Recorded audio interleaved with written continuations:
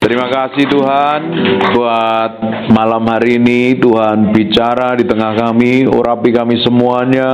Roh Kudus, kami minta Engkau menguasai seluruh hidup kami. Kami minta roh hikmat, wahyu, dan pengertian mengalir memenuhi kami, sehingga kami dibuat mengerti semakin hari berjalan dalam ketetapan-Mu, didapati menjadi orang-orang kesukaan-Mu, didapati menjadi orang kesayangan-Mu sampai garis akhir. Kami bisa melakukan tepat seperti yang Kau mau. Pimpin, pegang, dan terus bawa kami seritme, seirama dengan Kau sampai garis akhir Tuhan. Dalam nama Yesus kami mau belajar firman-Mu. Haleluya. Amin. Silakan duduk dalam hadirat Tuhan. Sekarang kita lihat di kitab Amsal pasal yang ke-23 ayat yang ke-7.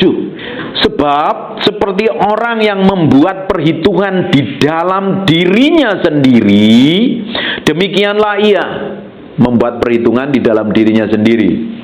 Jadi dalam pikiran kita ini punya pemikiran-pemikiran, asumsi-asumsi, pola pikir, cara pandang yang tidak sesuai dengan firman Tuhan, yang tidak sejalan dengan Tuhan. Dan kebanyakan pola pikir kita ini, cara pandang kita ini dipengaruhi oleh masa lalu kita. Sekarang saya mau tanya, ibu-ibu, kalau bayangin surga itu ada apa sih di sana? Ada Tuhan Yesus main kecapi, duduk di kursi goyang gitu, itu ambil ngeliatin. Coba ini orang ini kayak gini, omahnya modelnya kok kayak gini ya. Ibu Nova ini ya apa ini? Ibu Sherly ini gimana ya kayak gini? Atau ngeliatin, oh, orang berpikir di surga kan aneh-aneh kan? Menurut ibu surga itu seperti apa? Di pemikiranmu? Tiap hari menyembah, nyanyi. Oh, nyembah, nyanyi. Terus-terusan abadi gitu, bosan. Ya. Orang berpikir kan di surga katanya nyembah terus, nyanyi terus, bosen ya. Soalnya kan itu kekal, jadi abadi begitu terus nyanyi tiap hari sampai. Itu pemikiran kita. Itu asumsi kita surga seperti itu. Ya. Betul apa enggak? Ya. Terus Tuhan nggak tahu kayak bagaimana. Pokoknya sesuai dengan asumsi dan pemikiranmu sendiri kan. Ya. Coba sekarang kita lihat di Kejadian pasal yang kedua. Nanti pelajarin seluruh kitab Wahyu ya. Sekarang gini, menurut ibu, Taman Eden yang di zamannya Adam dan Hawa itu seperti apa? Jangan. Sekarang lihat saya semua.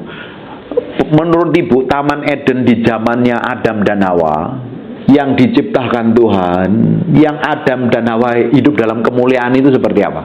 Ada apanya di sana? Pohon durian ya? Pohon apa? Jengkol.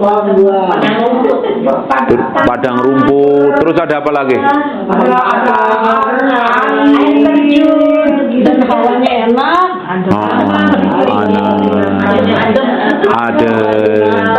Ada binatang. Apa lagi? Nggak panas, nggak dingin, just nice. Ya, buah-buahan macem ya. Wah, aku hari ini pingin makan semur jengkol. Ada pohon jengkol nih, kita ambil nih. Mungkin ada pohon durian yang suka durian kali ya. Belum ada. Sekarang kita lihat, coba sekarang kita lihat di Kejadian ini, kita lanjutkan baca ini ya. Di Kejadian pasal yang kedua ayat yang ke-8. Selanjutnya, kalau pohon ini itu nggak ada, jadi pohon jengkol, pohon durian ini diciptakan tahun kapan ya? Kita lihat lagi. Selanjutnya, Tuhan Allah membuat Taman Eden di sebelah timur, di situ kelak ditempatkan manusia yang dibentuknya itu. Lalu Tuhan Allah menumbuhkan berbagai-bagai pohon di bumi. Kira-kira mungkin ada pohon jengkol dan durian kayaknya ya, tapi nggak disebut karena orang Israel nggak suka yang bau-bau kali ya. Yang menarik dan yang baik untuk dimakan buahnya, dan pohon kehidupan di tengah-tengah taman itu seperti pohon pengetahuan tentang yang baik dan yang jahat. Perhatikan, ada suatu sungai mengalir di Eden untuk membasahi taman itu. Dan dari situ sungai itu terbagi menjadi 4 cabang. Indah ya kayaknya nih. Yang suka mancing ini cocok di sana nih kayaknya ya. Yang pertama namanya Pison, yakni yang mengalir mengelilingi seluruh tanah Hawilat. Ada apa? Mas. Wow. Tadi berpikiran ada emasnya nggak? Enggak. Kenapa? Lupa. Kan ibu-ibu suka pakai emas. Iya. Hah? Ayo ke surga kita. Terus. Taman Eden. Terus di ayat 12-nya perhatikan. Dan emas dari negeri itu baik, dari sana ada damar, bedola, dan batu krisopas. Siapa yang suka pakai berlian? No. Ya. Ternyata ada emasnya, ada berliannya, keren gak ini? Keren. Nama sungai yang kedua ialah Gihon, yakni yang mengalir mengelilingi seluruh tanah Kus. Nama sungai yang ketiga ialah Tigris, yakni yang mengalir di sebelah timur Asyur. Dan sungai yang keempat ialah Efrat. Tuhan Allah mengambil manusia itu, menempatkannya dalam Taman Eden untuk mengusahakan dan memelihara taman itu. Jadi sesuai dengan imajinasi ibu-ibu enggak? Pemikiran ibu-ibu enggak saat di Taman Eden tadi? Ternyata berbeda ya? Hampir sama tapi nggak ada emasnya, Pak. Ya, enggak kepikiran ya? Iya. Di surga itu lebih powerful lagi. Nanti baca di kitab Wahyu. Dipikir surga hanya pujian penyembahan. Ternyata di Yohanes dijelaskan Bapa di surga sedang menyediakan rumah. Mungkin rumahnya ada mansion, ada tamannya, indah banget, seperti kerinduan ibu-ibu punya rumah yang di belakangnya ada golf view-nya. Nggak kepikiran kan? Terus lantainya dari emas mengkilat sampai emas yang murni itu. Kalau emas itu keras itu kan ada campurannya besi, seng dan lain-lain kan. Itu di kitab Wahyu dijelaskan seperti itu. Jadi seringkali apa yang diasumsi kita ini tidak sesuai dengan apa yang Tuhan nyatakan. Nah, makanya kalau hidup kita dikuasain oleh asumsi, akhirnya ketika kita diperhadapkan dengan masalah, diperhadapkan dengan orang lain yang menyebalkan, sikap orang lain yang kita tidak sukai, akhirnya kita punya pemikiran sendiri, kita renungkan sendiri, akhirnya kita yang jengkel dan kesel sendiri. Kita ketika diperhadapkan sama pasangan yang menyebalkan, biasanya ibu-ibu seringkali komplain dengan semua yang suami lakukan dan menyebalkan itu. Harusnya yang dipikirkan adalah janji Tuhan atas suamimu. Itu yang diperkatakan. Janji Tuhan dan realita itu dua hal yang berbeda. Realitanya kok begini, tapi janji Tuhan, suamiku akan di rumah nggak naik motoran terus, dia akan beli Mercy, ajak jalan-jalan kamu, ajak ke Takashimaya beliin Hermes, Louis Vuitton dan lain-lain, ajak jalan-jalan ke Eropa. Tapi realitanya naik motor terus iki yo, begitu. Nah, ketika ngelihat realita, pemikiran kita kan aneh-aneh. Memang suami nggak peduli, dia memang kelakuannya nggak tahu diri, nggak ngerti perasaanku dan lain sebagainya. Dan akhirnya kita kesel sendiri kan? Loh, aku ngadepin kayak begini. Tuhan katanya janjimu diberkati. Wah, akhirnya banyak orang ketika diperlakukan buruk oleh orang lain, akhirnya dia sakit hati dan udah nggak gereja-gerejaan lagi lah. Orang kayak begini aku nggak mau temenin lagi ya. Harus yang dilihat adalah bagaimana Tuhan memandang orang tersebut sesuai dengan janjinya. Kita pun harus pakai pola pikirnya Tuhan. Kalau kita pakai cara pandangnya Tuhan, ngadepin masalah, ngadepin orang yang menjengkelkan, apa yang terjadi? Kita omongin janjinya Tuhan kan. Kira-kira pingin marah-marah, ngomel-ngomel, atau wes Tuhan aku mau doakan terus. Tahu nggak ibu-ibu kita adalah imamat yang raja nih? Imam sekaligus raja. Imam itu tugasnya ngapain? Jadi pengantara antara orang berdosa dengan Tuhan. Jadi pengantara antara suamimu yang belum kenal Tuhan dengan Tuhan. Ngerti nggak? Tapi kebanyakannya kesel kan? Ngomel nggak? Kayaknya nggak suka ngomel ya kalian ini. Enggak, nurut semuanya baik-baik. Bu Livan, Bu Gem ini seneng punya jemaat yang nurut kayak begini ya. Ya. Tapi seringkali ketika kita diperhadapkan dengan realita yang tidak kita senengin tadi, harusnya kita perkatakan janji Tuhan, tapi kok kayak begini, akhirnya kadang kita kesel, ke bawah pemikiran kita. Terus ketika ada orang yang memperlakukan buruk kita pikirkan terus, jangan-jangan dia memang jahat ya, kok kayak begitu ya sikapnya ya, kelakuannya memang nyebelin, kata orang Surabaya, bencekno banget ini orang kayak begini nih. Kita pikirin terus,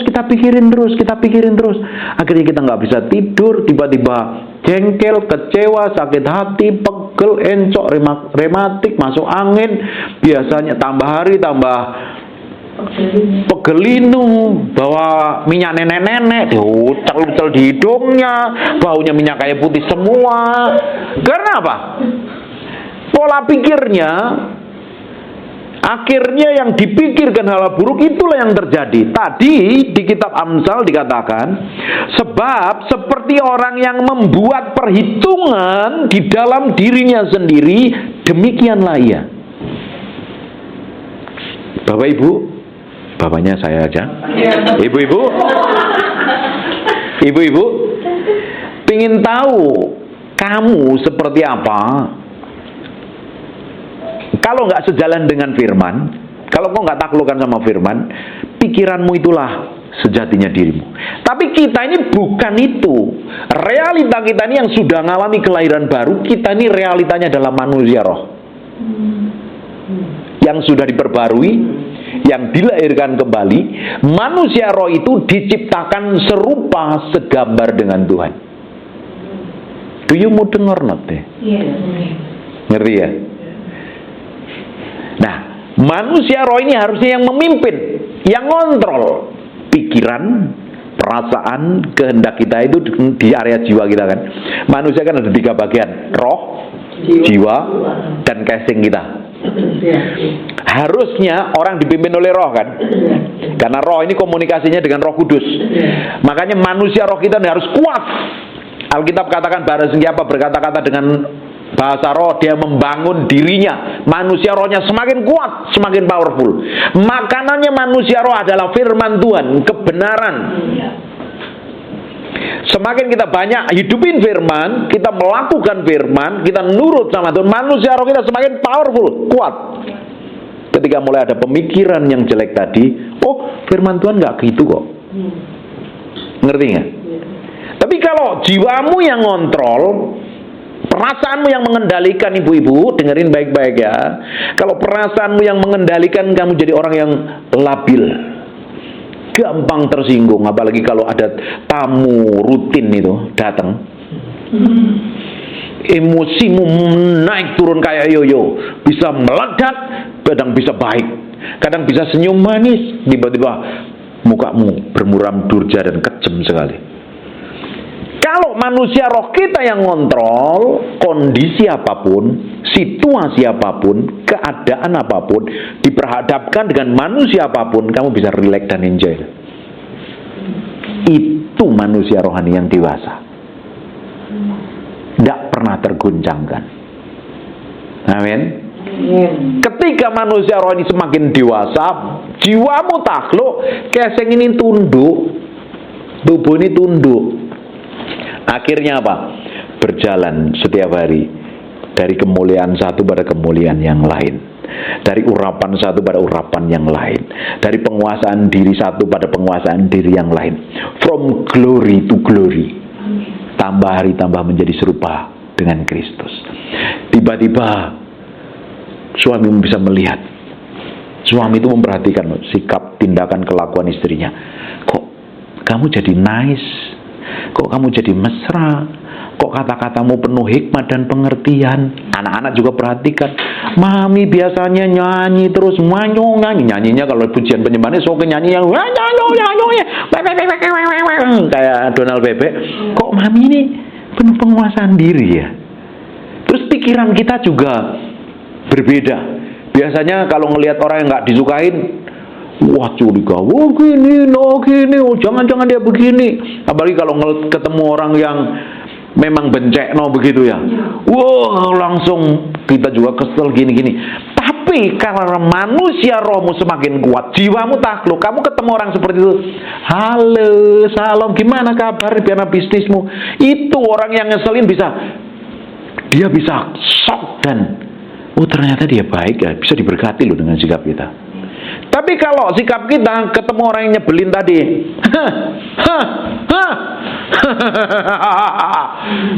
males lah. Dia ada di situ melipir dulu ke sana kemari. Itu tambah kepahitan. Memang benar ya.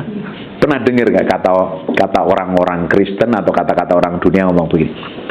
Lah dia kan pelayanan. Lah dia kan hamba Tuhan. Dia kan rajin ke gereja, kok kelakuannya kayak begitu? Pernah dengar gak? Iya. Sering kan? Kenapa orang ngecap seperti itu?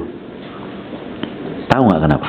Karena melihat kelakuannya kedagingan, dipimpin emosinya, dipimpin harga dirinya, dipimpin amarahnya, dan akhirnya jadi batu sandungan. Orang Kristen yang seperti ini ditempatkan dimanapun trouble. Jadi kalau kita manusia roh kita kuat, pola pikir kita takluk kepada firman, mau orang ngomong buruk, mau orang ngomong jelek, mau orang memperlakukan buruk, mau orang bersekongkol melakukan kejahatan, duduk manis tersenyum bahagia, memuji Yesus selamanya.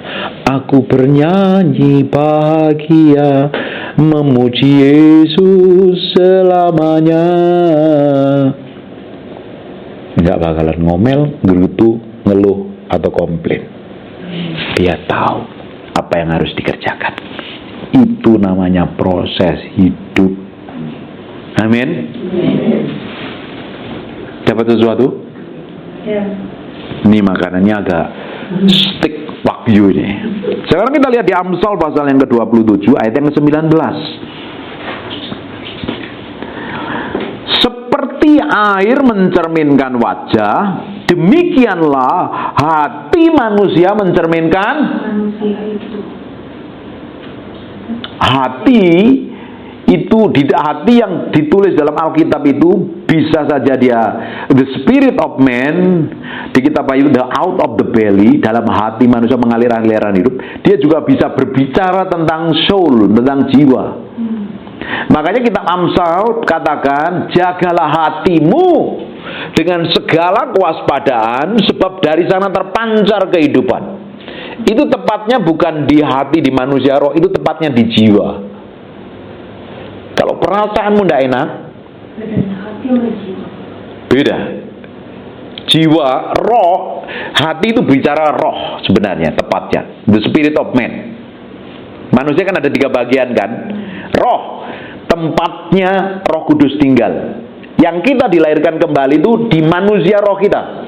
Nanti baca di Yeskel pasal yang ke-36 ayat 25 sampai 27. Dijelaskan Indonesia. Ketika kita mengalami kelahiran baru, Tuhan berikan roh yang baru di dalam kita, dan hati yang baru itu jadi tempat tinggalnya Tuhan. Tuhan kan kudus dan suci. Betul apa enggak? Bagaimana dia bisa tinggal dalam pribadi yang najis dan kotor? Tidak mungkin manusia itu setelah jatuh dalam dosa najis dan kotor kok. Makanya orang harus mengalami kelahiran baru. Ngerti nggak fungsinya kelahiran baru itu apa? Kelahiran baru itu bukan dicelup di air. Hatimu berubah. Kau ngalami Tuhan, diperbarui. Tuhan berikan hati yang baru dan roh yang baru. Baru Tuhan tinggal di dalammu. Waktu kita mengalami kelahiran baru, kita undang Yesus masuk di dalam hati kita kan. Deklarasikan. Kita menjadi manusia baru, kita tinggalkan manusia lama. Sebenarnya waktu kita terima Yesus secara pribadi, kita ngalami, Tuhan pernah ngalami kan kelahiran baru itu kan. Ngelihat semuanya jadi indah semuanya. Iya Kak? Lihat jalan-jalan kok kelihatannya kok indah ya. Selama ini biasa aja kok. Ini berbunga-bunga kayak begini kok gimana kok hidup kok jadi semangat ya. Kok ngelihat hidup ini kok jadi powerful dan berbeda. Pernah ngalami kan momen-momen itu? Momen-momen kita ngalami kelahiran baru, si awal-awal maunya datang ibadah, nyembah sedikit nangis, tiba di lawat Tuhan, bener nggak? Iya. Itu kan ngalami Tuhan. Bayangin orang yang kedagingan ketemu Tuhan yang powerful pencipta langit dan bumi, pasti berubah lah. Tapi dengan berjalannya waktu, harusnya Roma pasal yang ke-12 ayat yang kedua, kita harus berubah oleh pembaharuan budi kita. Harus itu. Di mana letak pembaharuan budi? Di jiwa tadi. Jiwa itu berbicara pikiran, kemauan, dan kehendak kita, perasaan dan kehendak kita. Perasaan kita kan nggak suka Tuhan. Suka Tuhan nggak perasaan kita? Siapa yang ketika disakitin mendoa, Tuhan berkatin dia, Tuhan aku ampuni dia, samperin dikasih kue. Siapa yang disakitin sukanya begitu? Nggak suka kan perasaanmu untuk lakukan itu? Bener apa enggak? Ya. Berubahlah oleh pemberian budi. Yang tadi nggak suka harus belajar suka mengampuni, harus belajar mendoakan, harus belajar menerima orang yang bencekno. Enak apa enggak? Sopo bilang sing enak? Nggak enak. Siapa yang suka doa puasa? Nggak suka kabeh. Sukanya makan, ngopi, nongkrong. Betul apa enggak? Ya. Itu kan kehendak kita. Perasaan nggak suka ngampuni, suruh doa puasa males, baca firman males. Pikiran kita yang siapa yang mikirkan yang baik, sedap didengar, patut dipuji, disebut kebajikan di Filipi 4:8. Atau mikirin yang buruk-buruk biasanya. Wah, gimana ini Israel sama Iran lagi bom-boman, ini Singapura dolar jangan-jangan, wah di ekonomi kok pada sepi nih, penghasilan berkurang. Kita lebih suka mikirin yang baik, sedap didengar, patut dipuji, atau mikirin yang buruk. Pikiran kita. Kalian ini punya pikiran apa enggak sih? Ketika suami melakukan hal buruk, kita sering pikirkan yang baik, sedap dengar, patut dipuji. Wah, suamiku pasti bertobat, suatu hari akan melayani Tuhan, dia akan menjadi sukses dan berhasil. Oh, dia akan beliin saya Mercy, nggak mauin motor terus, atau ya gitu. Hah? Ayo pilih yang mana? Pikiran kita seringkali mikirin yang bertolak belakang dengan firman kok. Jadi area itu yang harus diperbarui, ngerti nggak? Harus jalan dengan firman. Makanya jagalah hatimu dengan segala kewaspadaan, sebab dari sana terpancar kehidupan. Sebenarnya di area jiwa itu dijaga begitu rupa. Karena manusia roh kita itu diciptakan serupa segambar dengan Tuhan. Makanya Tuhan mau tinggal dan bertata dalam diri kita. Ngerti? Manusia roh kita itu diciptakan serupa segambar dengan Tuhan. Tapi jiwa kita kan dipengaruhi oleh masa lalu kita. Bagaimana engkong, makcik, pakco, makongco, bagaimana ngajarin, nenek moyang ngajarin, belum lagi suami, belum lagi masa lalu, belum lagi dipengaruhi dengan trauma, belum lagi dipengaruhi dengan hal-hal yang lain. Itu kan mempengaruhi pola pikir kita dan cara pandang kita. Betul apa enggak? Ya. Tadi ibu-ibu kan punya imajinasi tentang Taman Eden berbeda kan.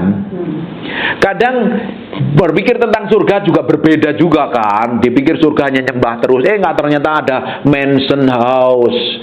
Itu dalam bahasa Inggris Tuhan mempersiapkan bukan rumah, the mansion. Gede nggak, keren kayak itu? Terus ada macam-macam kan. Imajinasi kita di surganya nyembah terus siang dan malam katanya Oma. Tapi ternyata ada lantai emasnya, ada rumahnya dan lain sebagainya. Taman Eden kata ibu ada pohonnya toh, ada nggak taunya ada emasnya ya, keren banget ya kan.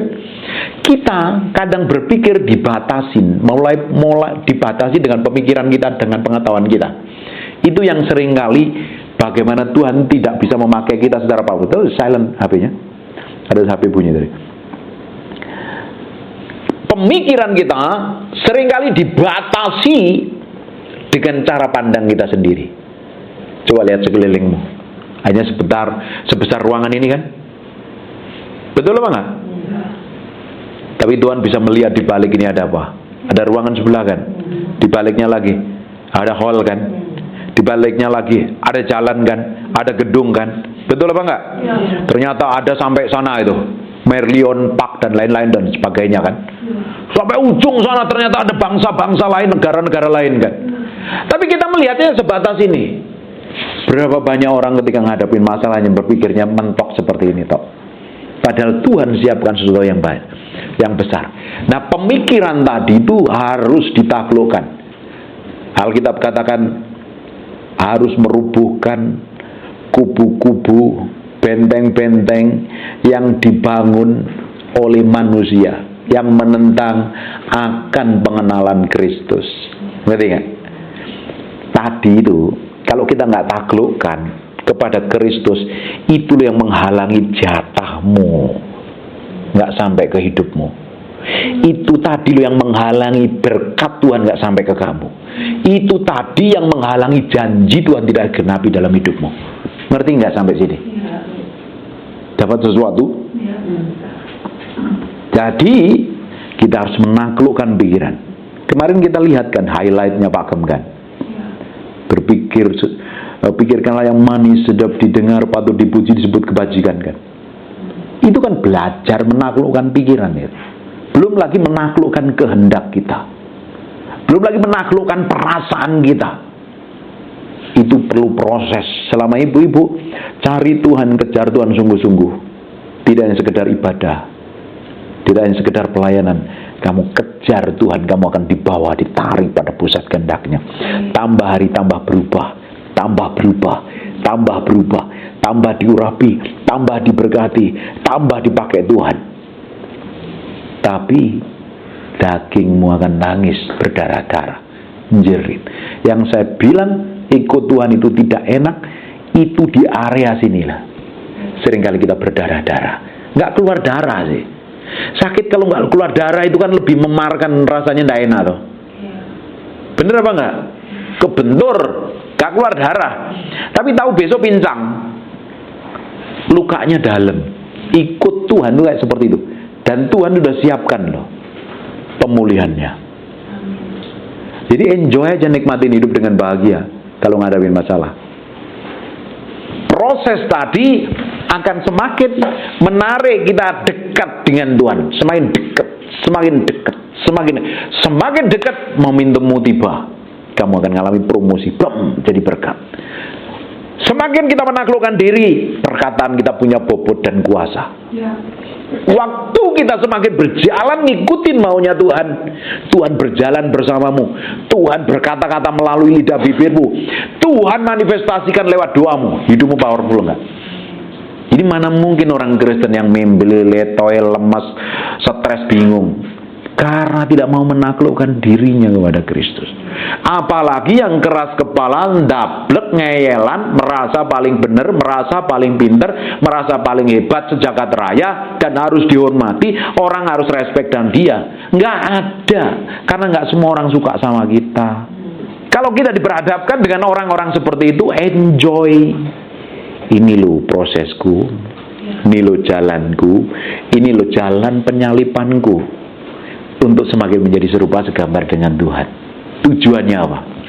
Tuhan mau manifestasikan kuasanya melalui hidup Bapak Ibu, Bapak, Ibu-ibu. Tuhan pingin memanifestasikan. Kemarin saya pernah ngomong ya di WC, setan bentuknya roh kan. Roh bisa bekerja nggak? Maksudnya bekerja secara fisik bisa nggak? Nggak bisa kan? Dia butuh tubuh manusia, merasukin manusia. Akhirnya manusia yang dirasukin roh jahat tadi punya ide, punya gagasan, melakukan tindakan, ngambil keputusan, melakukan hal yang jahat dan busuk, memanifestasikan pekerjaan setan di muka bumi ini. Setan butuh merasukin orang untuk memanifestasikan pekerjaannya di muka bumi. Makanya ada orang-orang yang jahatnya bukan main kan. Ada orang yang pikirannya jahat lagi, kelakuannya busuk, memang tindakannya itu mencerminkan seperti tindakannya iblis itu ada memang di muka bumi ini. Karena orang itu memberi dirinya untuk memanifestasikan dikuasain setan. Karena orang manusia kan tidak bisa kosong. Kalau nggak diisi setan ya diisi Tuhan. Tapi Roh Kudus itu tidak merasukin. Roh Kudus itu memenuhi kita, memenuhi kita, takluk dan tunduk kepada Dia. Akhirnya Roh Kudus bekerja melalui apa yang kita kerjakan. Kamu bekerja di kantor, di sana orang diberkati melalui hidupmu. Kamu doa, orang sakit, Tuhan campur tangan lewat doamu. Kamu main Bitcoin, nggak ada yang main Bitcoin, main saham, atau bekerja bikin gue, atau melakukan aktivitas apapun, Tuhan campur tangan di sana. Kamu pelayanan, Tuhan manifestasi diri. Kamu nyembah, Tuhan ikut nyanyi dalam nyanyianmu, hadir dalam penyembahanmu. Akhirnya orang yang mendengarnya dijamah Tuhan. Tuhan sedang mencari orang yang available untuk dipenuhi. Semakin kita dipenuhin, semakin Dia akan memanifestasikan dirinya. Untuk dipenuhi kan kita harus kosong kan. Emptiness. My English from Tegal, emptiness. mengosongkan diri dari diri sendiri. Harus mati terhadap diri sendiri. Mati terhadap ego, mati terhadap keinginan, mati terhadap emosi, mati terhadap amarah. Mengosongkan diri dari diri sendiri supaya semakin dipenuhi Roh Kudus. Ketika Roh Kudus memenuhi sepenuhnya hidupmu, dikontrol dan dikendalikan Roh Kudus. Powerful. Amin. Diberkati. Nanggap sesuatu yang ilahi. Ini agak dalam ya khotbahnya, tapi saya berdoa ini akan benar-benar menjadi dasar hidupmu berjalan bersama Tuhan setiap hari. Jadi ngerti, tahu bagaimana bersikap. Jangan dikontrol perasaanmu, jangan punya persepsi buruk terhadap siapapun, terhadap keadaan siapapun. Harus takluk dan tunduk kepada firman. Engkau akan melihat kemuliaan Tuhan semakin powerful. Alkitab katakanlah, kalau kita disakitin, kita harus memberkati. Nanti orang yang membenci kita, orang yang memusuhin kita, itu orang bisa berbalik menjadi orang yang paling mengasihi dan paling peduli dengan kita. Amin. Amin. Saya berdoa firman ini nempel sampai kedalaman hatimu dan merubah hidupmu. Nanti tahun depan saya melihat orang-orang yang diurapin Tuhan di tempat ini. Ini ibu-ibu pelayanannya sekarang powerful, pelayanan kesembuhan ilahi. Orang dekat kamu tiba-tiba manifestasi, kamu bisa tangking setan, tumbang dan orang alami penuhan Roh Kudus. Woi, powerful. Amin. Amin. Amin.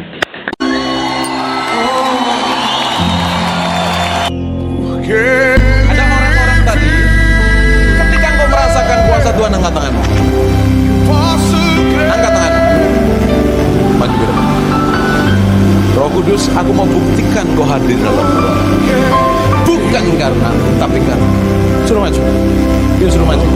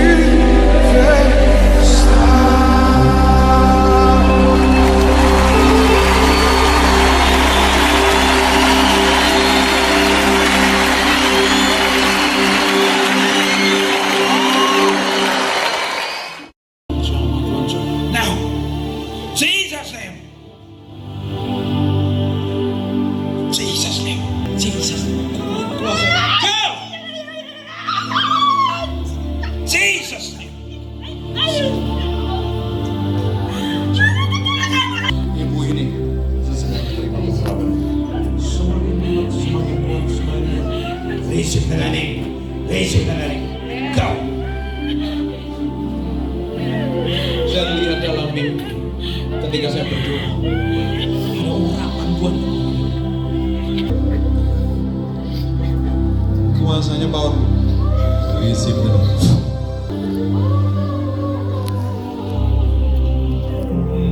Jesus name. Receive the name. Down. Jesus. Masih nggak tahan dengan hadirat Tuhan dia? Ya, masih nggak tahan dengan hadirat Tuhan. Kuasa Jesus name semakin mengalir Jesus name. Biarin.